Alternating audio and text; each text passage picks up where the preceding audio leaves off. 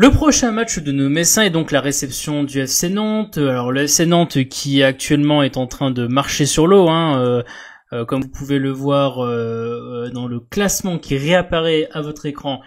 Les Nantais qui sont deuxième du championnat sur une série de 3 victoires d'affilée, très surprenant, deuxième de Ligue 1.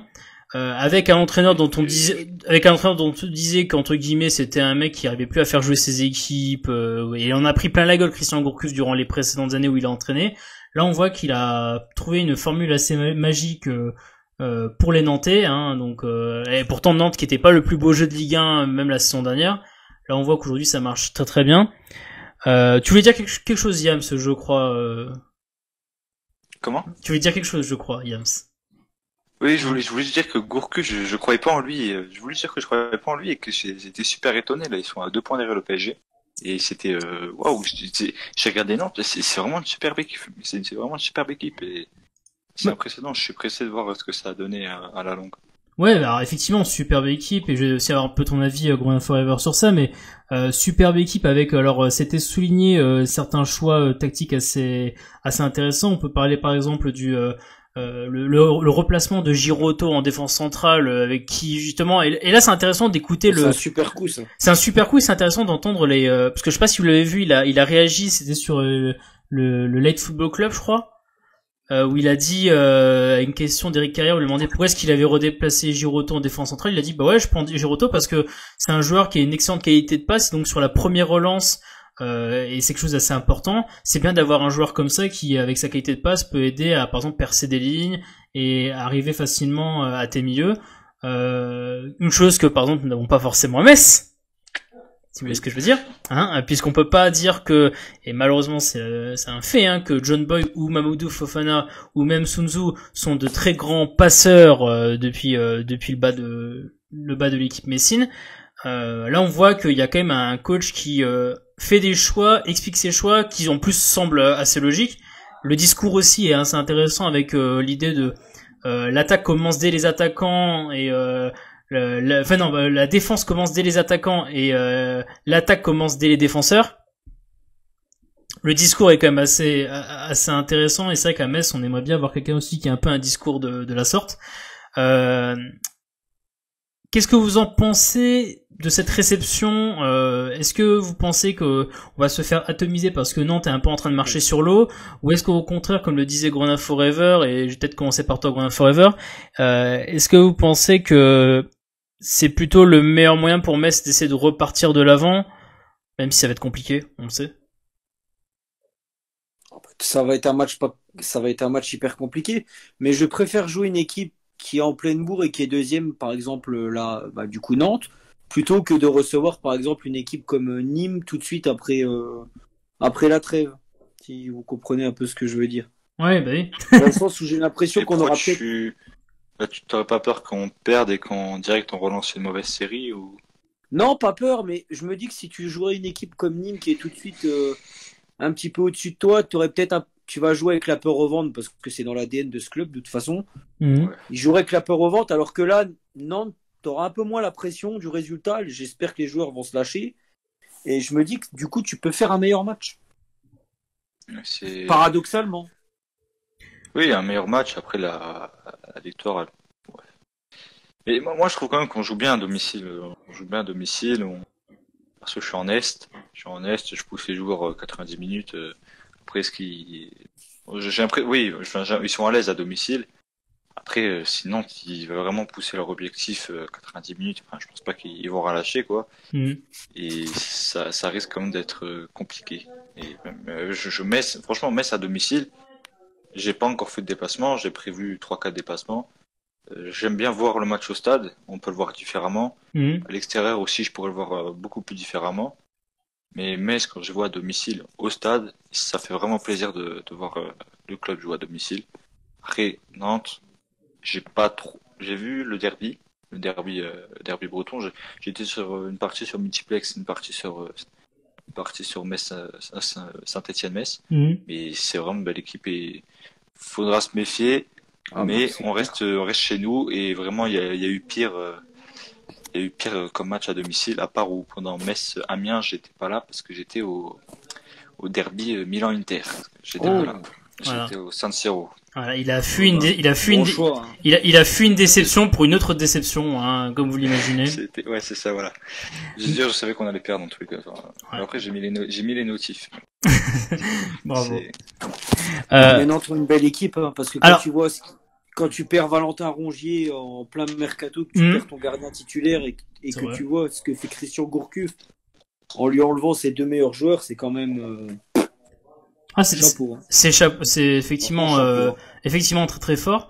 Une chose importante comme à noter, c'est donc les Nantais qui ont gagné face à Nice, une victoire assez importante puisque Nice, vu la situation actuelle des deux équipes, peut être un concurrent pour la première partie de tableau. Hein. On voit très mal comment les Nantais peuvent se casser la gueule et Nice, vu son recrutement, va au moins jouer la première partie de tableau.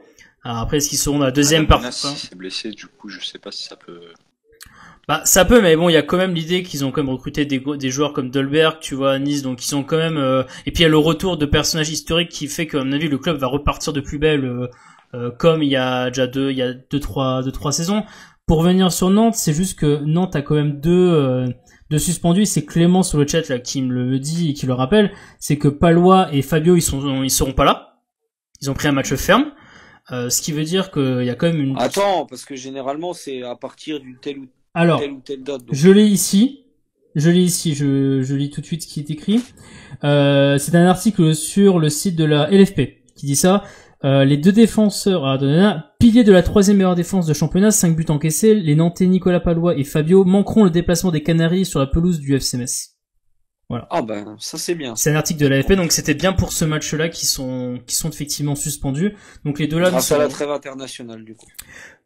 Du coup, grâce à la trêve internationale, oui, certainement. Parce que par rapport à la date effective de la suspension, oui. On sera complet, nous. Enfin, d'ici là. Bah, espérons qu'on soit en complet, sachant que faudra pas oublier que, alors ça c'est un truc assez important à noter, mais Ah oui, oui, c'est vrai que Diallo est avec le Sénégal. et attention, il est au Sénégal, mais il joue à Singapour. Oui, mais il sera au Sénégal, mais est-ce qu'il va pas... Il y a qui joue à son poste au Sénégal? Il y a Non mais enfin, Sané. je vois pas forcément l'idée qu'il va jouer, mais le fait qu'il fasse déjà un déplacement jusqu'à Singapour, puis après qu'il revienne, voilà, t'as quand même un long voyage, t'as un peu de récup du voyage quand même. Le Sénégal-Brésil, ça se joue à Singapour. Oui, de ce que j'ai vu, oui. Ils prennent l'avion depuis Paris en fait, et ils vont jusqu'à Singapour. Ils ont pris l'avion là hier, je crois. Hier, pas depuis Singapour. Ouais. Ça va le motiver peut-être. Après, je sais pas. Ouais, je sais pas.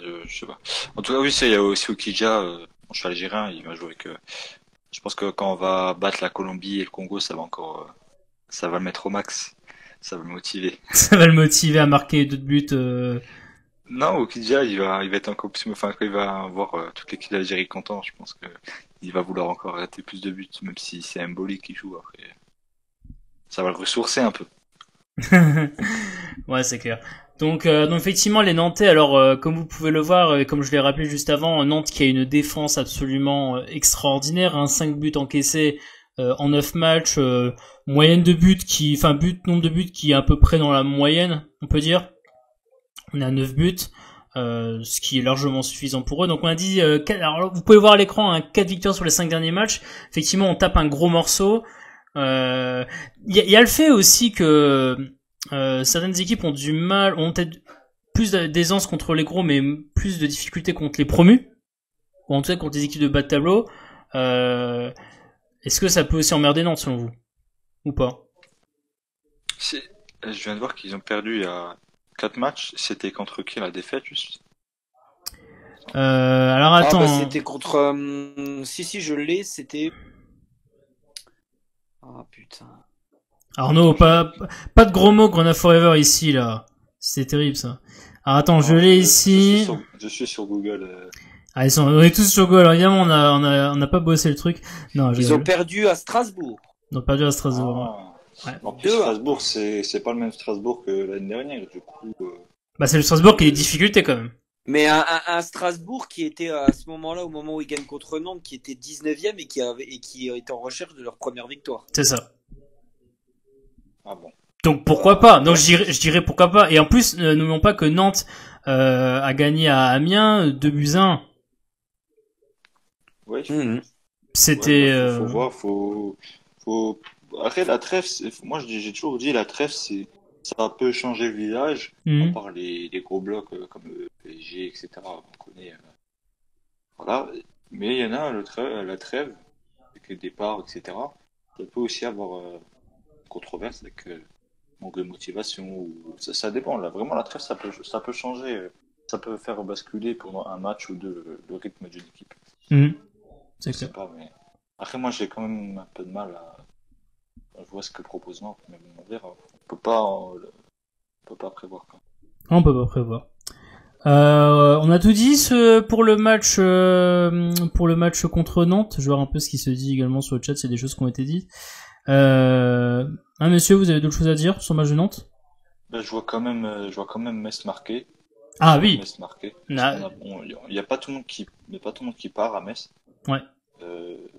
Mais Mehdi Abed, oui, il est aussi, je crois qu'il est convoqué avec l'Algérie. Koulibaly, il est convoqué. Enfin, il y a beaucoup qui sont convoqués. Et Metz, ils seront, je pense, plus longtemps en entraînement. Et je pense qu'il y a aussi une certaine, il n'y a pas une pression, mais il faut quand même qu'ils fassent des résultats. Et moi, ce que je pense, c'est que si Metz perd encore, Oignon, à un moment, il va avoir chaud. Enfin, on peut pas le laisser éternellement avec des discours. Désolé, Oignon, il a fait que des discours bidons. Quoi. Il perd. À un moment, il va être quand même. Ta langue de bois, ça. Il va quand même un peu être remis en question. Ouais. Je pense qu'il y aura une volonté de faire le résultat. Il y aura le retour à la maison. Comme disons, on joue bien. Donc, je pense que Metz va au moins marquer. Après, on verra comment ça se déroulera niveau mental. Un score, et puis après on passe à la troisième partie. Yams, quel est ton score pour toi pour ce match? Un côté pessimiste, je dirais 2-1 pour Nantes. Et ce que j'espère, 1-1, 2-2, ce serait bien match nul. Match nul, ouais. Going Forever?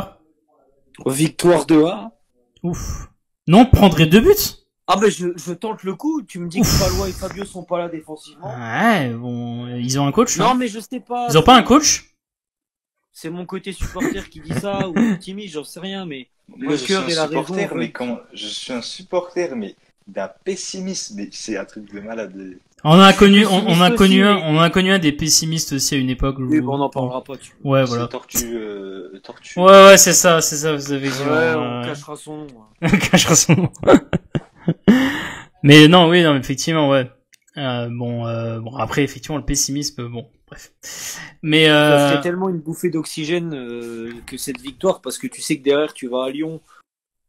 Bon, on sait comment sont l'Olympique Lyonnais en ce moment, mais justement, ils vont avoir envie Ils vont changer de coach en plus, donc du coup, ils auront autant de s'y faire et de nous taper. Peut-être. À moins que ce soit Baticle qui dirige, et dans ce cas-là, je serais content. Gérald, hein. Ouais. Mais voilà, Lyon, quand même, ils ont pas trop perdu à domicile, à part Non, mais ils ont laissé des points, on va dire. C'est à Lyon qu'on joue, effectivement. C'est pas Metz. Ouais. Et moi, juste pour mon score, et puis on passe à la troisième partie, je vais dire un partout. Je pense qu'on ouvre le score, mais qu'on va se faire rattraper, comme d'habitude. Donc on va pouvoir passer à la troisième partie. Je regarde s'il y a des choses qui étaient dites sur le chat ou pas. De toute façon, les 3 derniers Metz-Nantes à Saint-Symphorien en Ligue 1 se sont soldés par le résultat d'un but partout. Donc, c'est vrai.